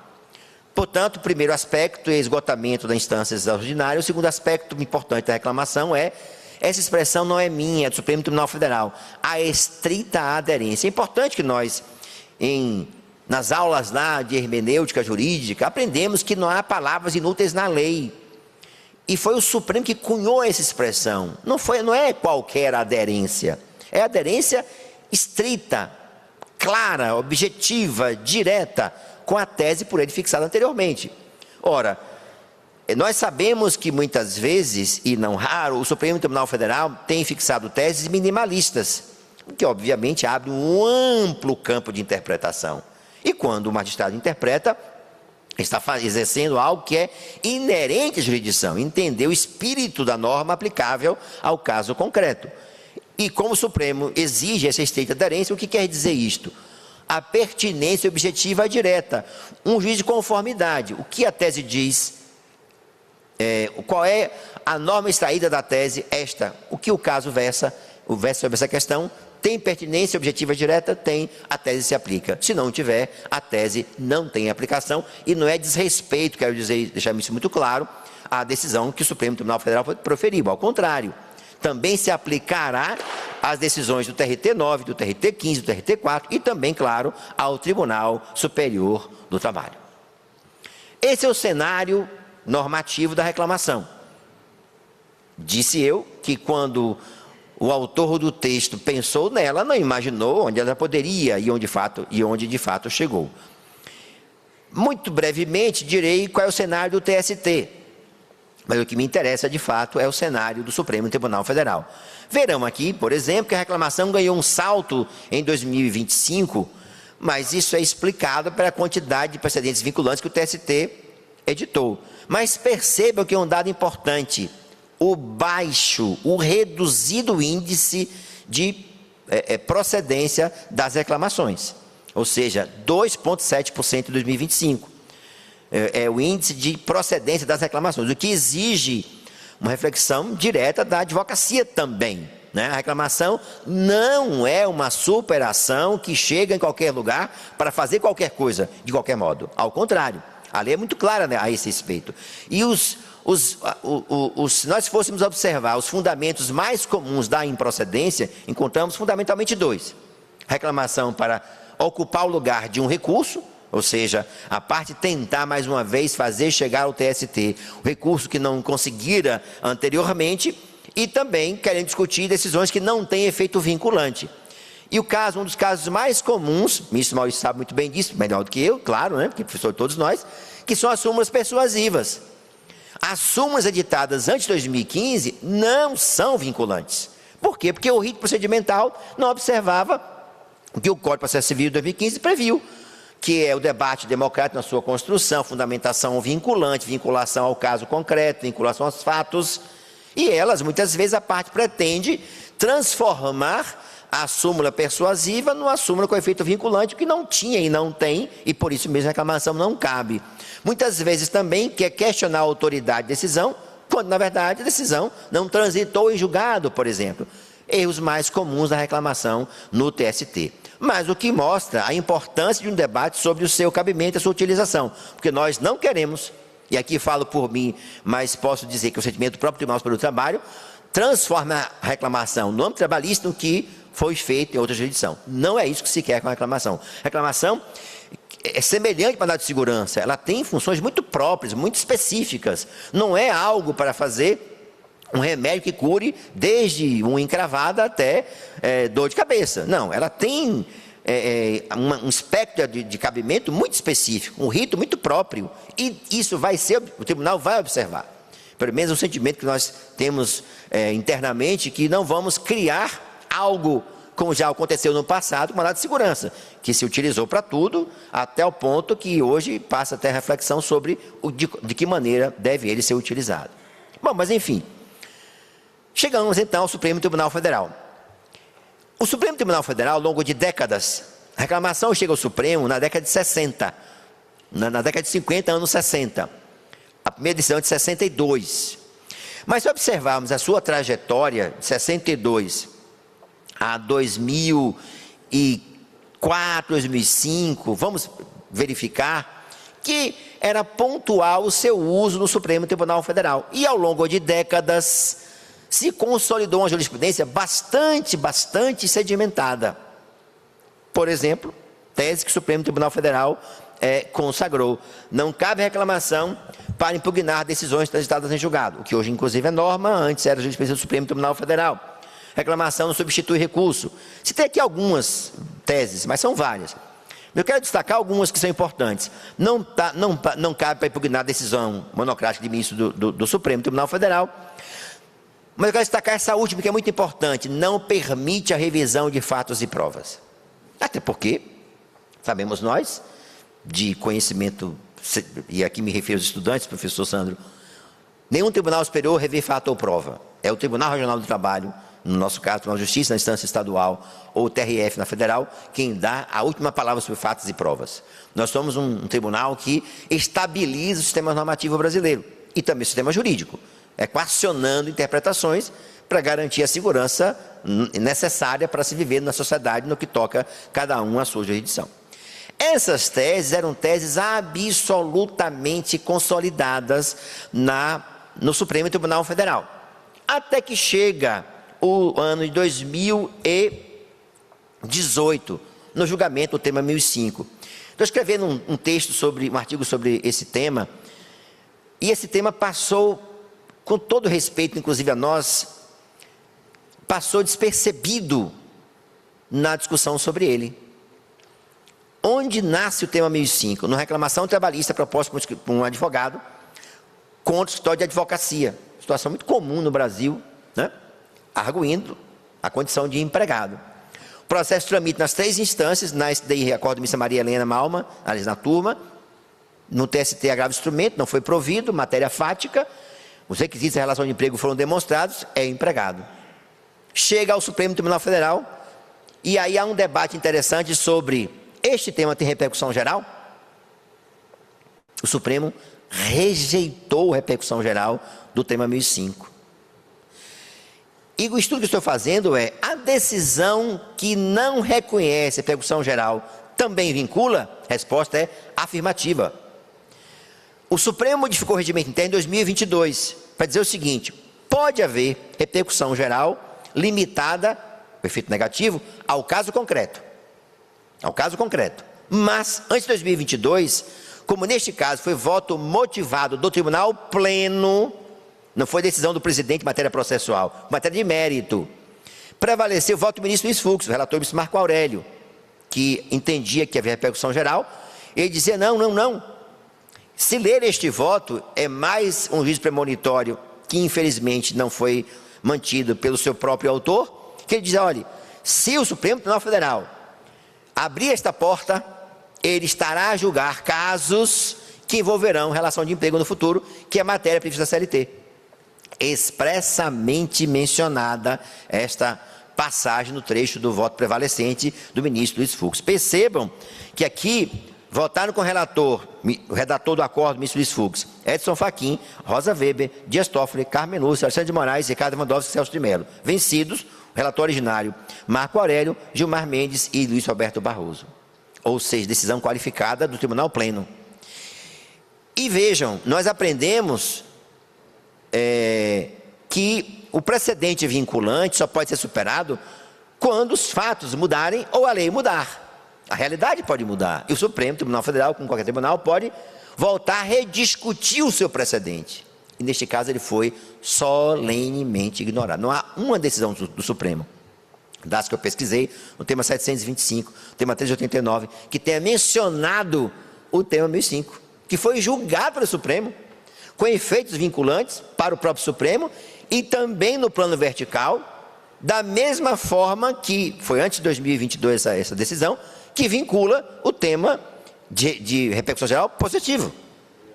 E aí não foi para o caso concreto, foi de maneira geral e não há uma referência à superação dessa jurisprudência.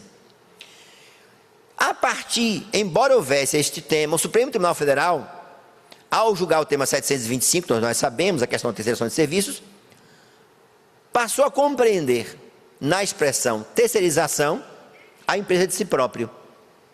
Ou seja, também incluiu, embora não tivesse sido analisado o tema no precedente, e eu fiz questão de dizer o seguinte: o precedente é uma norma que nasce do caso concreto. Sempre, nunca pode o judiciário legislar em tese. Ele não pode criar uma norma senão a partir de uma questão jurídica nascida de um processo, ao qual se propõe a afetação, o tribunal recebe a afetação, aquele processo, identifica a questão jurídica relevante, transforma esse processo num processo matriz, agrega outros que possam dar aquela questão uma maior amplitude fática e jurídica, e dali ele constrói uma decisão que se transformará em norma, porque senão estará usando papel que não é dele, e isso é inconstitucional, porque é atribuído ao Poder Legislativo. E vejam, no julgamento, por exemplo, dessa reclamação 60.436, percebam que se aplica a tese geral, licitude, terceirização de serviços e também de outros contratos. E, ao julgar posteriormente, o mesmo relator disse, em outra reclamação, de que seja real. Olha, mas nós dizemos isso há 80 anos. Nenhum de nós nessa sala dirá que um contrato é aquele papel que a pessoa assina. Eu posso fazer um contrato de locação, mas se não houver pagamento, não é locação, pode ser comodato.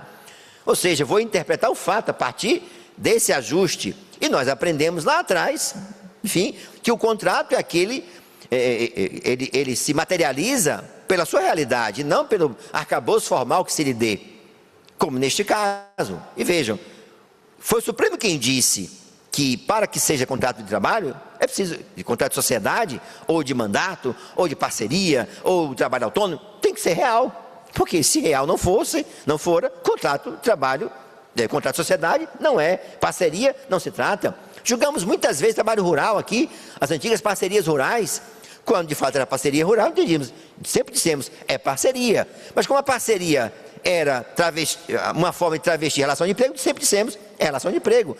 Contrato de estágio, quantos de nós aqui não julgamos contrato de estágio, que muitas vezes estágio era, dizíamos que é contrato de estágio, e outras vezes estagiário não era, porque era um arcabouço normativo, formal, para poder ocultar o contrato de trabalho. Ou seja, sempre fizemos isso o dia inteiro, a vida inteira, 80 anos que temos aqui nessa instituição. E agora, ao que parece, o arcabouço formal dirá, professor, pasme, qual é o contrato que a parte, enfim, celebrou. Um caso interessantíssimo também aconteceu em 2024. Nesta reclamação constitucional, ela tem uma história interessante. A segunda turma, nesse julgamento, debateu-se, sem que houvesse discussão no processo de matriz, a competência trabalhista. E se olharem o voto do relator, que prevaleceu, o ministro Gilmar Mendes, ele afirma categoricamente que estava propondo uma nova solução para o caso, porque havia uma quantidade muito grande de reclamações constitucionais. Não nasceu do litígio que deu origem à reclamação. E é interessante que, neste caso especificamente, prevaleceu o voto dele, com o ministro Nunes Marques seguindo a maioria. Na semana seguinte, o ministro Nunes Marques retrocede do seu entendimento e passou a ser vencedora a tese do ministro Edson Fachin, que era o relator originário, entendendo que não havia a possibilidade de discutir competência.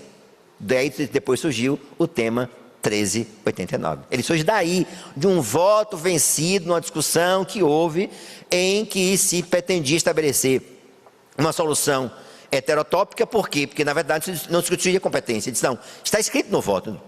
E até dizia, em 2024 foram propostas mais de 4.000 reclamações condicionais e precisamos criar uma nova solução. Está dito no voto.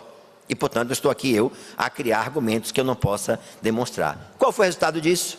Percebam os dados estatísticos do Supremo Tribunal Federal nessa matéria. A reclamação matéria trabalhista cresceu 3.481% desde quando começou em 2000. 3.500% em números redondos. Só em matéria trabalhista. A tal ponto que em 2024, a reclamação constitucional foi a terceira maior classe processual no Supremo Tribunal Federal. Aquilo que não se previa, aconteceu. Ela se tornou uma ação, a ponto de, vejam, ela só pede para o habeas corpus, nas ações de liberdade, por habeas corpus, que é uma ação, enfim, tem uma função constitucional relevantíssima. E, em alguns momentos, chegou a estar até bem próximo, em termos de números, do habeas corpus do Supremo Tribunal Federal. Mas há outras razões para isso, e aí sou eu quem o diz. O baixo custo. Recurso de revista, o depósito é de valor elevado, as custas são de valor substancial. Reclamação não. R$ 583 e alguns centavos se pode propor no Supremo Tribunal Federal uma reclamação constitucional. E como o Supremo não tem utilizado o fundamento do não esgotamento das instâncias ordinárias, ela ultrapassa a competência do TST e dos regionais também. Há reclamações propostas de decisões de primeiro grau. Vejam, do primeiro grau. Não há situações em que passar para os tribunais regionais, para o TST, em que a possibilidade até de divergência entre turmas chegar à SDI, ou seja, a parte percebeu que é muito mais ágil, muito mais fácil e de menor custo chegar diretamente ao Supremo Tribunal Federal, que passou a ser, nesse aspecto, uma instância eminentemente ordinária, no sentido de apreciação das provas. Porque se o juiz de primeiro grau produz a prova, conclui que é empregado, o tribunal revê, com base nos fatos, diz que a prova leva aquele sentido, aquela conclusão, evidentemente, o que nós podemos fazer no TST ou no Supremo Tribunal Federal é o reenquadramento jurídico. E há decisões em que vejo que desprezam completamente o arcabouço probatório. Dizem, não, embora a prova tenha dito isto, há votos que dizem, que usam a expressão, deve prevalecer a tese do tema 725, portanto, é lícita qualquer forma de relação de trabalho no Brasil de hoje, e aí aplica-se a tese de maneira genérica. Um estudo interessante feito pela USP mostra, por exemplo, e os dados pegaram um período de 1 ano e pouco, né? 75% dos casos houve análise de fatos e provas. Quase, vejam, 75% dos casos houve análise de fatos e provas. Pegou-se as decisões, as decisões foram separadas, analisadas e o fundamento identificado para chegar à solução que o Supremo Tribunal Federal estabeleceu.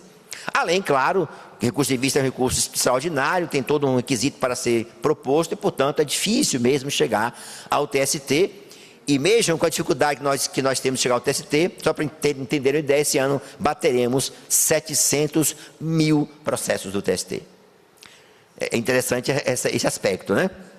Ou seja, todo mundo acha que tem muito recurso, desde que não seja no seu processo, né? Todo mundo quer o seu processo chegar ao TST, à SDI, ao Supremo, tentando reverter a decisão quando ele é desfavorável. Aí não vou entrar no mérito se isso é bom ou se é ruim. Um ponto importante também, a vulnerabilidade. O Supremo Tribunal Federal começou a decidir e não havia a definição do que era vulnerabilidade no plano do Supremo Tribunal Federal. E aí começou-se a apanhar figuras jurídicas, figuras sociais, com a presunção de não serem vulneráveis. Médicos, especialmente médicos, advogados e engenheiros, principalmente os dois primeiros, reclamações que são reclamações de valor elevado, geralmente chegaram ao Supremo Tribunal Federal e não são vulneráveis economicamente, a decisão, portanto, não pode prevalecer, aplique-se a tese geral. Mas percebam que o próprio Supremo Tribunal Federal, ao julgar a ADI 5322, essa está aqui embaixo, que eu esqueci de colocar o número, disse claramente, aqui é do Salão Parceiro, que esta presunção pode ser afastada pelo caso concreto, ou seja, decisões em ADI, com a mesma equivalência jurídica.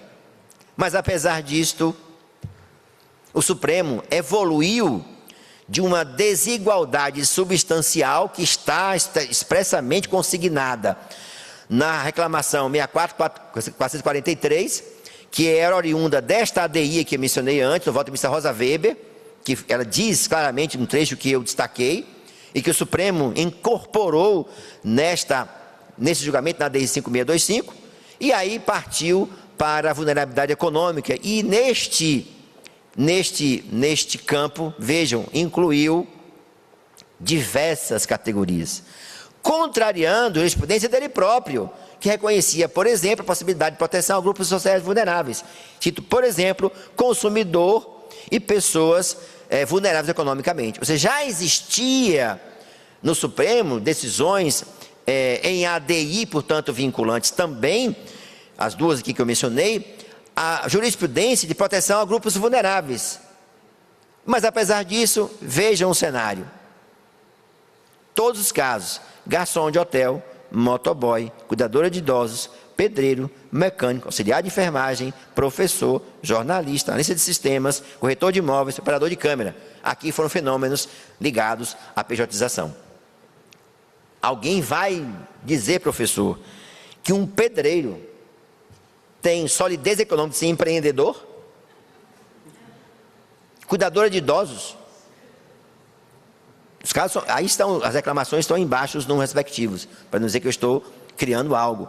Ou seja, o Supremo Tribunal Federal evoluiu, ou talvez, melhor dizendo, involuiu na sua compreensão de vulnerabilidade, porque já existiam decisões que reconheciam proteção a grupos socialmente vulneráveis, inovou-se com a dependência, com critério econômico, e aí atingiu profissões ou setores da sociedade que, teoricamente, mantém o passado do médico, profissional liberal bem-sucedido, sem ignorar a sociedade de hoje, que é bem diferente da de décadas atrás, também é um advogado.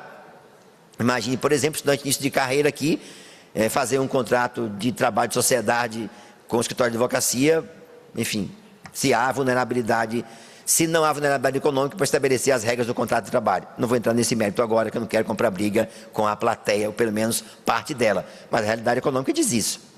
Mas é o Supremo quem diz que o cuidador de idosos, por exemplo, pode ser pessoa jurídica, embora esteja subordinada, vinculada a horários, toda aquela realidade que nós conhecemos. Qual é o resultado disso? 89 bilhões de perda na arrecadação fiscal, dados da FGV, não é do DIESE, da FGV. O Ministério do Trabalho e Emprego fez uma nota técnica muito interessante e aí mostrou, pegou um período de 2024, janeiro de 2022 a outubro de 2024, e constatou que quase 5 milhões desses trabalhadores, agora autônomos, eram ex-empregados. E um dado muito interessante, ele cruzou o CPF de quem era empregado até ontem, que passou a ser MEI hoje, PJ hoje, e viu que era a mesma pessoa, e não raras vezes na mesma empresa. Só mudou, aqui me permitam o eufemismo, o status jurídico, com perdas sociais absolutamente desastrosas. Só para entender os estudantes o que quer dizer isto, MEI não tem acidente do trabalho.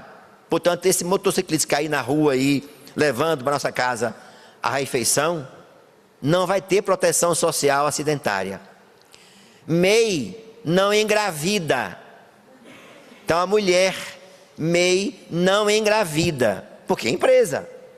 E se engravidar, numa ficção, num exercício de ficção, não vai ter salário maternidade, porque não tem salário. Não vai ter licença maternidade, porque não tem licença maternidade, porque não é mãe.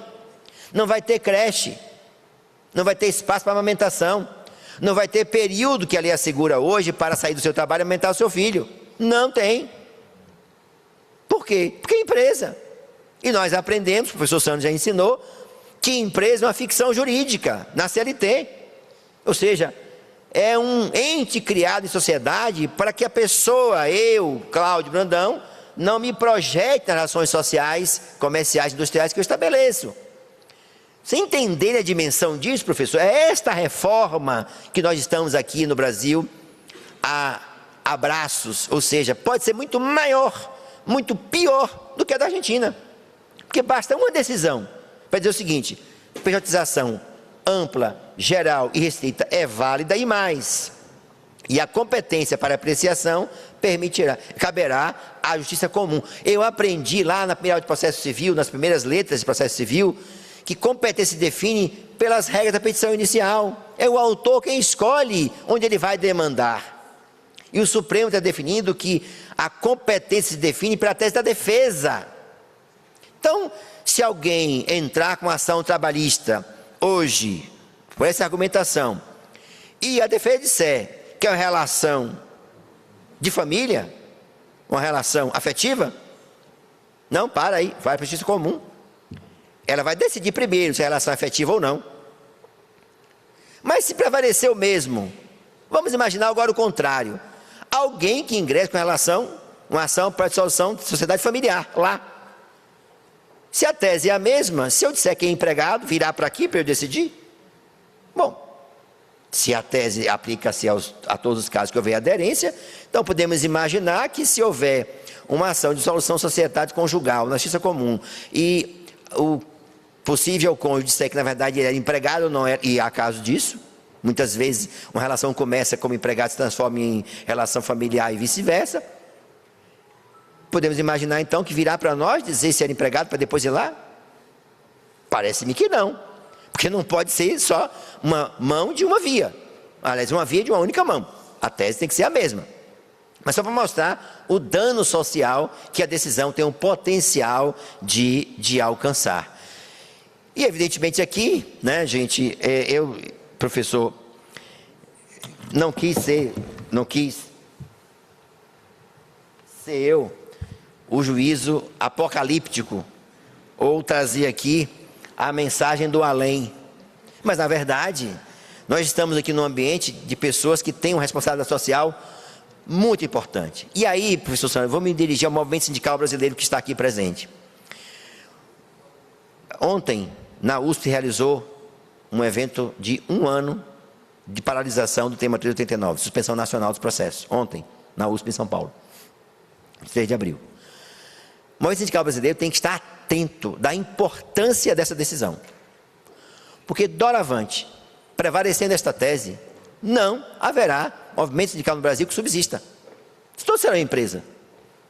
Não haverá contribuição sindical, nos moldes em que há hoje. Mas também não haverá estabilidade sindical. Garantia em face de quem? Dos empregados. Ora, se não há empregados. O esvaziamento por completo do artigo 8º da Constituição Brasileira, que assegura a ampla atuação sindical como representante legítimo de uma categoria que não vai existir. Por quê? Porque serão todos trabalhadores, serão todos empresários, aliás. Haverá uma única categoria que vai negociar com quem? Se são todos pessoas jurídicas. No neologismo de pejotização e meificação, criou-se no Brasil já um segundo neologismo, que é a meificação, que é a transformação por meio da qual alguém passa a ser empresário de si mesmo, embora não tenha os atributos econômicos da condição de empresário.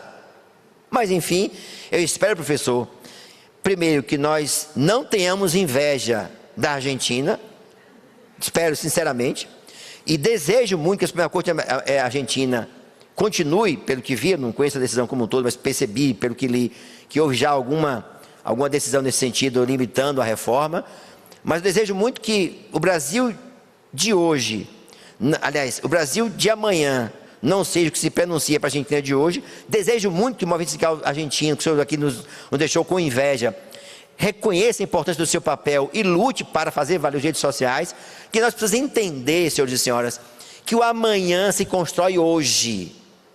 Hoje. E a sociedade precisa participar desse debate. Então, não podemos pensar que o mundo brasileiro seja formado só de empresários. Não é esse mundo que nós vivemos.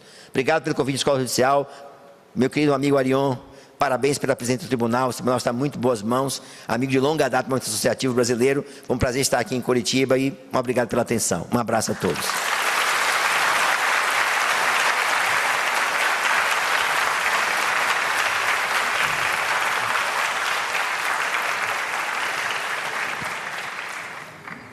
Muito obrigado, ministro Cláudio, pela extraordinária, atual, provocante intervenção nesse tema. Eu não poderia encerrar aqui, senão fazer um breve comentário para destacar, realçar o valor dessas duas intervenções, que me parecem singulares para o propósito deste congresso e o desafio que nos estão colocados. O primeiro ponto, eu acho que as duas intervenções estão muito conectadas. Eu dizia no início a importância de termos hoje temas comparados, que não são só experiências nacionais que vamos conhecer, mas como isso nós podemos aprender, compreender como o trabalho está se reconfigurando e a regulação. E depois da finalização das duas intervenções, isso reforçou em mim a convicção da importância desse tema. Primeiro, do ponto de vista da Argentina, está muito claro que a Argentina teve uma tradição, do ponto de vista das relações coletivas, muito institucionalidade, muito desenvolvida. Talvez somente na América Latina, somente a Argentina e o Uruguai levaram a cabo um sistema de relações coletivas institucionalizado, do ponto de vista regulado, a negociação coletiva, intervenção do Estado. O Brasil, como sabemos, o sistema legislado prevaleceu, apesar de ter muitas negociações. E a reforma argentina hoje enfrenta um processo de desinstitucionalização. Então, acho que isso é muito importante para a nossa reflexão, porque nós falamos, não é de hoje, né, ministro, de reformas, elas estão vindo em ondas. Mas o processo agora, o que está se alertando, que não se trata mais de uma reforma, e sim de um processo de desinstitucionalização. Nós que todos aqui estudamos e dedicamos a essa área, sabemos que o que nós construímos a duras penas ao longo de 100 anos, talvez depois do pós-guerra, foram construir algumas instituições. O contrato de trabalho, a negociação coletiva, a liberdade sindical e as instituições públicas, Justiça do Trabalho, Ministério do Trabalho. São essas instituições que estão em questão hoje. Então, acho que é um momento de uma reflexão muito mais profunda. Fazendo uma conexão com a nossa temática, o que a Argentina está fazendo hoje? Está num processo de reforma. A Argentina já teve reforma. A lei argentina, a lei do contrato de trabalho argentina 74, da ditadura, sofreu uma reforma nos anos 90. E o Brasil não teve reforma ampla nos anos 90, apesar da onda neoliberal. Há um debate por que ocorreu isso.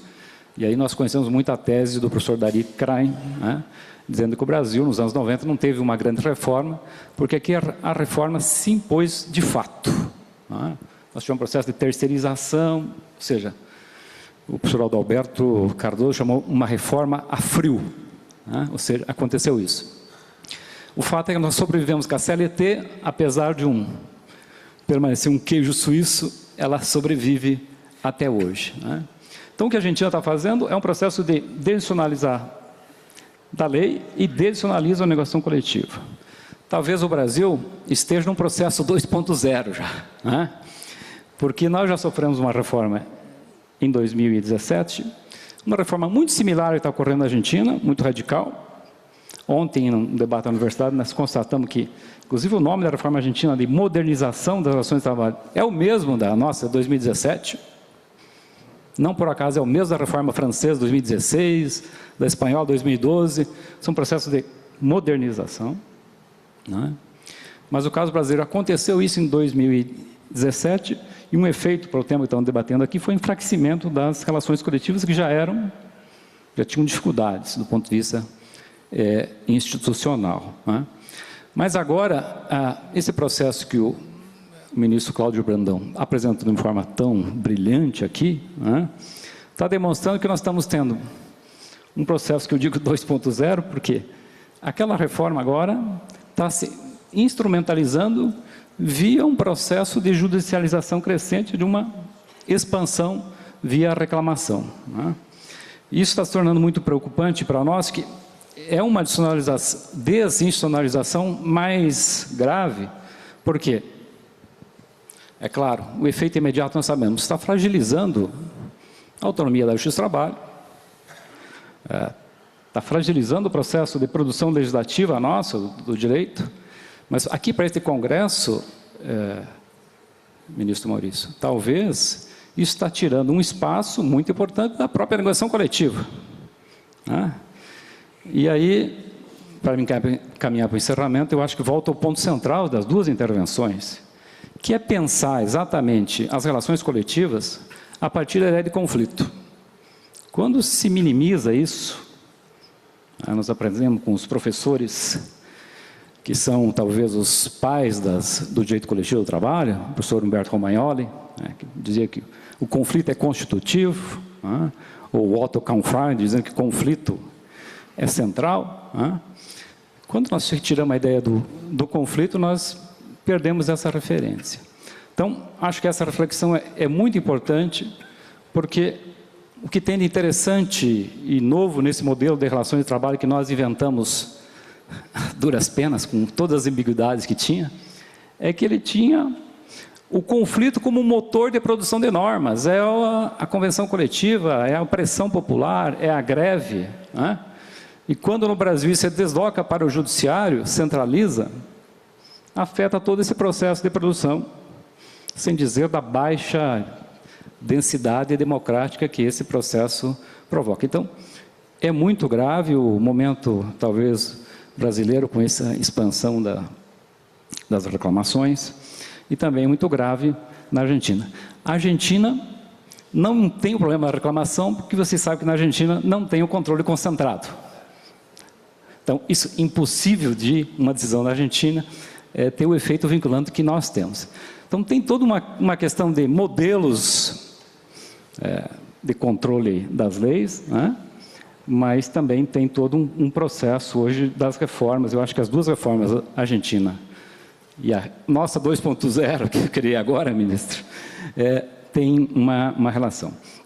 Então, acho que isso é importante desse debate. Bom, então, agradecendo mais uma vez os professores e a assistência da plateia, não sem antes cumprimentar ainda colegas que eu vejo aqui, o professor Sandro Lunardi e o meu colega advogado André Passos, que também colaboram com essa organização. Agradecer muito e declarar encerrada essa atividade. Muito obrigado.